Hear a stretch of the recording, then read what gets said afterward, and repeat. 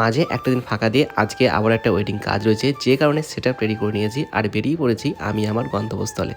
যাই হোক বন্ধুরা, অবশেষে এসে পৌঁছলাম কিন্তু এই বিয়ে বাড়ি। আজকের লোকেশন ছিল কিন্তু বলরামপুর, আর আজকের প্রথম কাজ হলো আইব্রো ভাত। যাই হোক বন্ধুরা, আইব্রো ভাতে বসে পড়েছে, তো এদিকে আইব্রো ভাত তুলে আমরা কিন্তু বেরিয়ে পড়ি একটু আউটডোর শুটে। আর আজকের আউটডোর শুটের লোকেশনে ছিল ঠিক এইরকম। কেমন লাগছে বলো?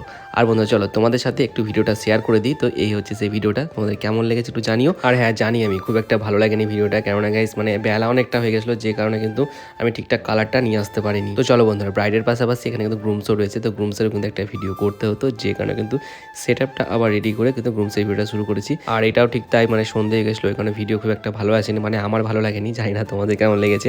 তো যাই হোক বন্ধুরা, আমাকে দেখতে পাচ্ছ কিনা বলো তো, মানে পুরো রায়ের ফুলগুলো এতটাই বড় হয়ে গেলো, মানে রায়ের গাছগুলো এতটাই বড় হয়ে গেলো যে আমাকে দেখতেই পাওয়া যাচ্ছিল না। যাই হোক বন্ধুরা, এখান থেকে কাজ কমপ্লিট করে আমরা কিন্তু চলে আসি আবারও বিয়ে বাড়িতে। আর বিয়ে বাড়িতে এসে এখন কিন্তু রয়েছে মেহেন্দি অনুষ্ঠান, যে কারণে রনি বলছিল যে আজকে আমি ভিডিও করবো। ঠিক আছে চলো, তুমি ভিডিও করো, কোনো চাপ নেই। তো এইদিকে দেখো মেহেন্দি পড়ানো কিন্তু হয়ে গেছে, তো এখন কিন্তু নিতে হবে কিছু ছবি এবং ভিডিও, যে কারণে ক্যামেরাটা আপাতত আমার হাতে নিয়ে নিয়েছি, মানে ভিডিওটা, আর স্টিলটা আপাতত রনির হাতে। তো চলো বন্ধুরা, আপাতত কিছু পোর্টের ভিডিও এবং স্টিল নিয়ে আজকে ভিডিওটা এখানে এন্ড করতে হবে, কারণ রাত্রি অনেকটা হয়ে গেছে, প্রায় 11:30 12টা বাজে, বাড়ি ফিরতে হবে, খাওয়া দাওয়া করতে হবে। তো চলো বন্ধুরা, আজকে এই ভিডিওটা তাহলে এখানেই এন্ড করলাম।